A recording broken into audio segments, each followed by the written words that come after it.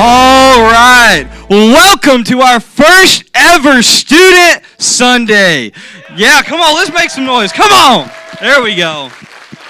Well, y'all, we created this event, and this event is all about the student ministry plugging into the church as a whole. And we wanted to give you guys the chance to see how God is moving in the student ministry. And we also gave the students the opportunity to serve in all areas of the church. As you walked in, you probably noticed we have student greeters, a student cafe team, student band, student parking lot team. Y'all, students are everywhere. If you see any student wearing one of these awesome t-shirts, just know they're here to serve you guys and to serve God, because they are the church of right now. They aren't the church of the future. They're the church right now. So that's why we created Student Sunday.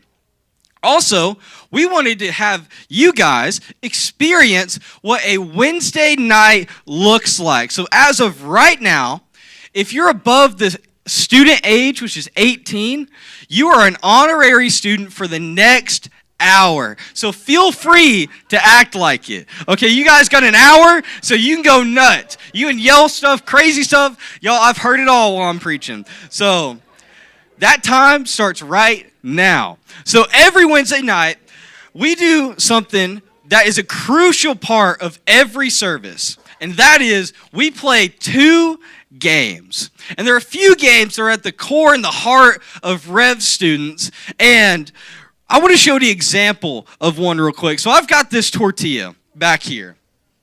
This is the first time we ever played a game called Yeet a Tortilla. That tortilla is 8 years old. And as you see, no mold. It's just hard as a rock. Y'all, that's pretty concerning because we eat these things all the time. I know I do.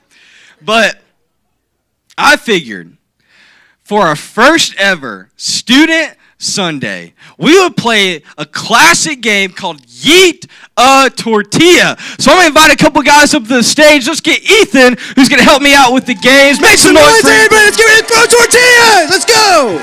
All right. We're going to go ahead and get set up with our kiddie pools. So how this game's going to work is each of you have a tortilla. Now, if you ate it, tough luck. You ain't getting another one. So we're going to get set up, and when I say go, you're going to take that tortilla and yeet it. In here. So that means throw it. So this side, you're going to throw it to these 2 gentlemen right here. Don't throw it over there or you're going to lose, okay? This side, you're going to be throwing to this side, and at the end, we're going to add up to see who has made the most tortillas in our kiddie pool. That's right. Pastor Josh is cheating. He's got like a whole pack of them. So, so we're going to start in 3, 2, 1, go! My hat. Come on, y'all, throw it! You guys cannot aim. You guys want to win or what? Win. Come on, y'all. Oh, hey, he's got the ID. He's coming up front. He just threw like coming 40 in there. Oh, almost, Vinny. There you go. Oh, that one almost made it. Oh, that one. Come on. That one's gone forever. Oh. They're everywhere. Come on. We're stopping. 5. That was a good throw. 4, 3, 2, 1. All right, stop throwing. Stop. No cheating. No cheating.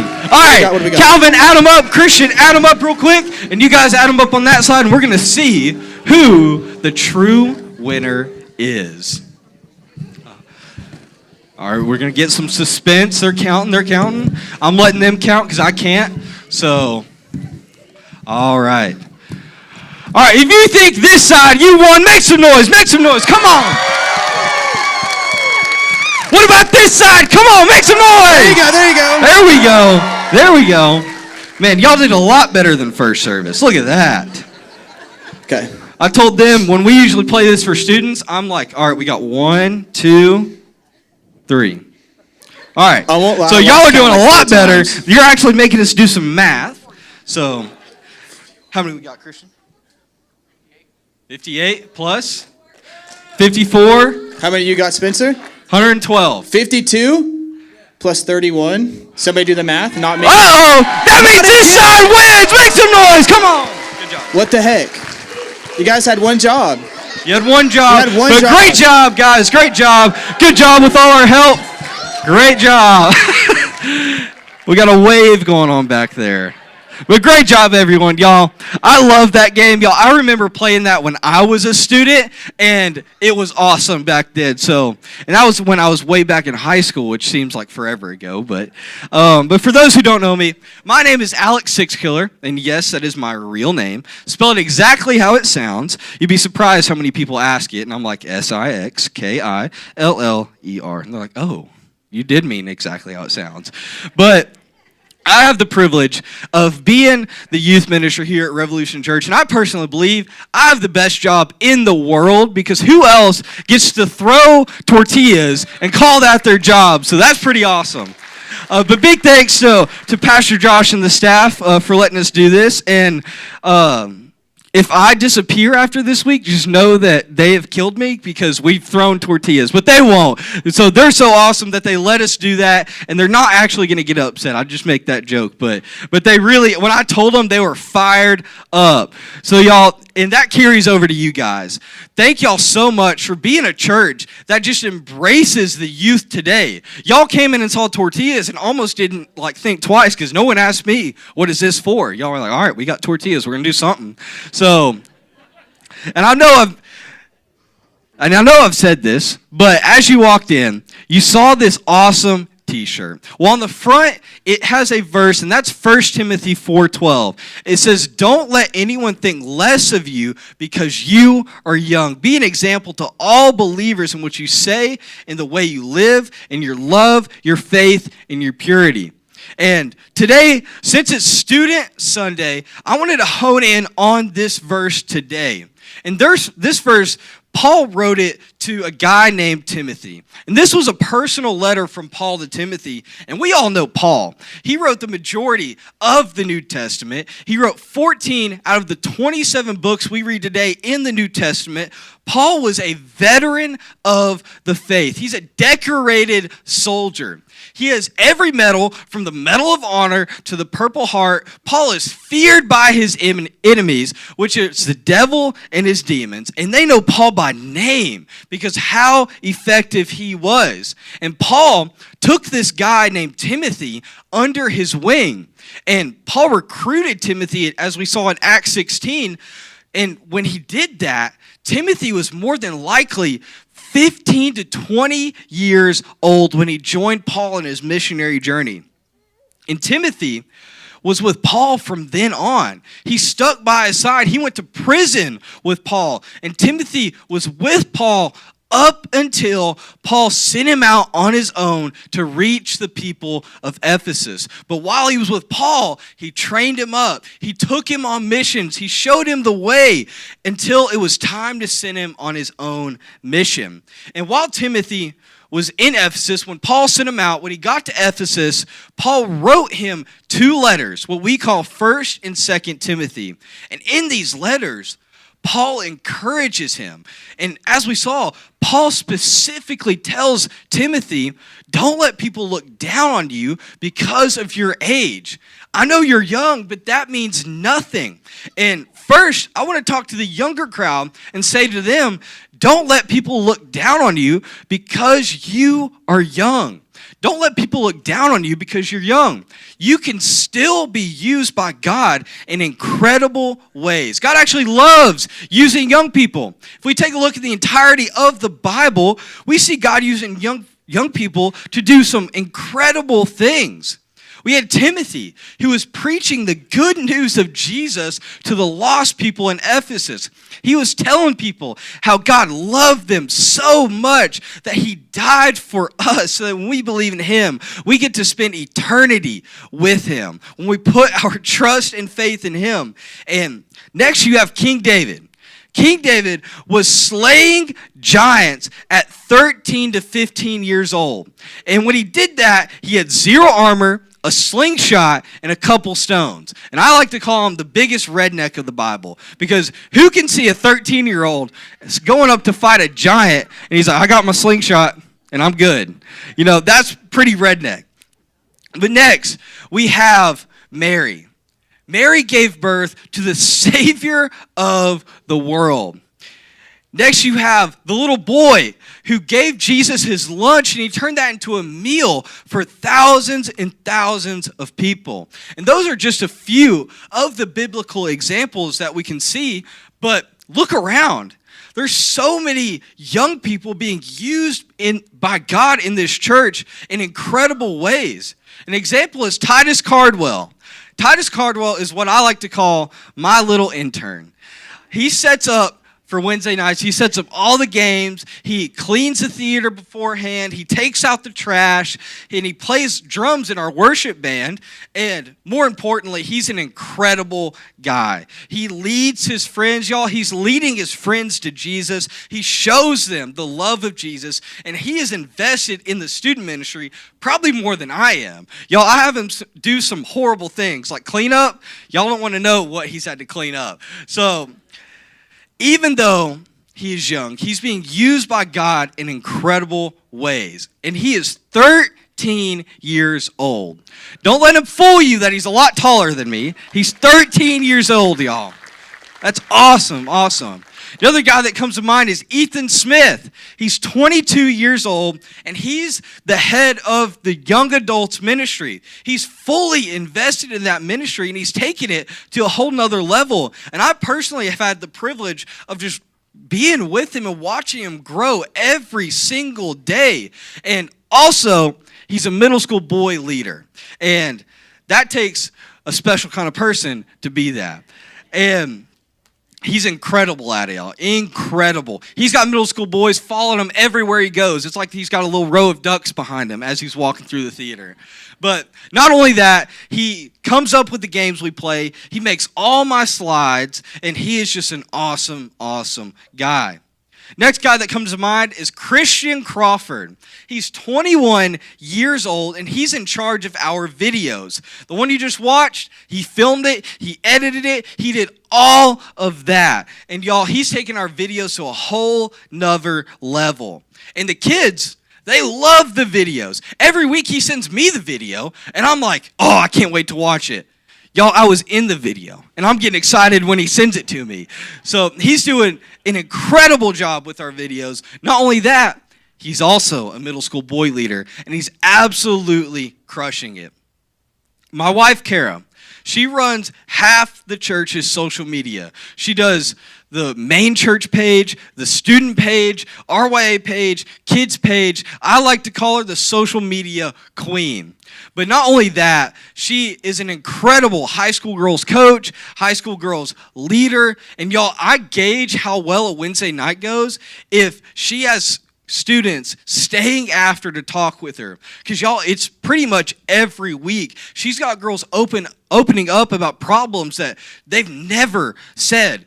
And y'all, we have seen so many students' lives change. And then she walks with them, and the next thing you know, that student's helping another student that's going through the same thing that she went through, or they went through. So y'all, it is incredible to watch that happen. But also another guy that comes to mind is Colby Jones. Don't let him fool you. He's not 60 years old, even though he looks like it.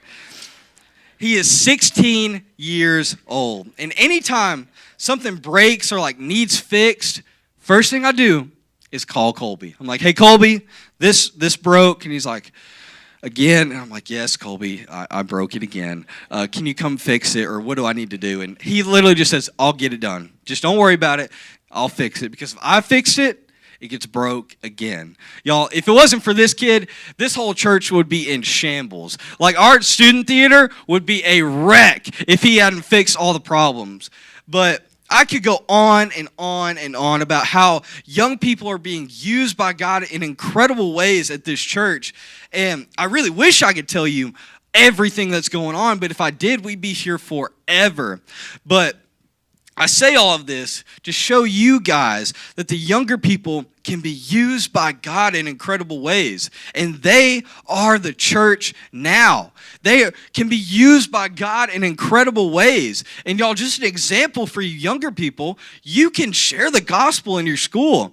You can use social media to reach people. You can care for people and love on people in your class that need it. You can serve in the church and play a part in reaching the people of Crossville. So don't let anyone look down on you because of your age. If you're a child of God, you are never too young to be used in incredible ways. And you can actually be an example to everyone. Jesus told us to have childlike faith, and you can be a prime example of that. You can be an example to everyone. You can flip the script of how the way the world's going. Y'all, it's getting worse and worse and worse, but you guys can change that. You can cause revival in your generation and be an example to them. And older people can look at you and follow your example and learn from you. So don't let anyone look down on you because you are younger. And I think this also applies to our seasoned crowd, to the older crowd. And you guys are the church now. You weren't the church years ago. You are the church now. And I like to say to you guys, you are never too old to be used by God. You are never too old to be used by God. Look at Noah. He built the ark when he was 500 years old. You heard me right, 500. Some of you might feel like you're 500, but either way, you can be used by God in incredible ways. Look at Abraham. God fulfilled his covenant with him when he was 100 years old. Moses led the Israelites out of Egypt at the age of 80. He parted the Red Sea at the age of 80. Simeon in the New Testament got to see Jesus with his own eyes when he was 100 years old. He got to see a move of God before he died. And y'all who are old can still see God move in people's lives. You still are capable of leading people to Jesus. You can cause revival in your family. You can plug in and serve in the church. And some of my leaders, y'all, fall into this older category. And guess what? They're absolutely killing it. Lambert is one of my oldest leader, if not the oldest leader in the student ministry. And y'all, he's getting baptized in the future, in next month. And he is leading the way in the student ministry. He is an example to these younger kids because of his obedience and commitment to God. And because of that, we're going to see fruit. We're going to see students getting baptized because they're following his example. You're never, ever, ever too old to be used by God. And I encourage you guys to plug in and to serve and be an example to everyone around you. You ain't dead yet. God's got you here for a purpose and a plan. He's still got you here for a reason. Paul in his later years literally said, y'all, I'd rather be dead right now. But God's got me here for a reason, and it's to help y'all, so that's why I'm still alive. So that's what I'm going to do while I'm on this earth. He said, I'd much rather be in heaven with God, hanging out with him, but I'm going to serve you guys. Follow Paul's footsteps. Be a servant of the Lord. Help train up this younger generation. And the perfect opportunity to do that is in Rev Students, by the way. Shameless plug, but y'all, it is so fulfilling to watch this younger generation say no to the ways of the world and become servants of Jesus. So you are never too old to be used by God. And I'll close with this. Regardless of your age, if you're a child of God, if you're a Jesus follower, he can use you in incredible ways. You can play a part in changing people's eternities. Don't let people say you're too old or too young. Regardless of your age, you are in the church and you are the church now. Not back then, not the future. You're the church right now. So, while we're here on this earth, let's make it hard to go to hell in Crossville, Tennessee. Can I get a good amen, Drift Church? Come on. All right, real quick, before I dismiss y'all, I've got an announcement. Wednesday nights, there's another crucial part, and that is popcorn. So on your way out, in the breezeway or whatever you call that thing out front, there's popcorn, so grab a bag on your way out. Next thing is please don't bring it back in or I will get killed. Take it with you. Pretty please. So I'm going to dismiss the popcorn team. They're going to get set up, get ready for y'all, and I'll pray and we will be dismissed. God, thank you so much for our first ever Student Sunday. It is awesome how you have just moved in this younger generation and you're reaching these kids like never before. We've seen already a handful of students get baptized, take their next step, God, and we've got more to come. And God, I just pray that you just keep moving in this younger generation. And God, I pray that everyone today, when they leave, they're just impacted by how you are moving in this church, in this younger generation. And God, I pray that when we leave here, we know that we're never too young or too old to be a servant of you. And God, just thank you so much for today. Thank you for everyone being here and being a good sport about Yita Tortilla, not getting fussy or anything, God. But thank you for this church. Thank you for how they embrace the younger generation. In your name we pray. Amen.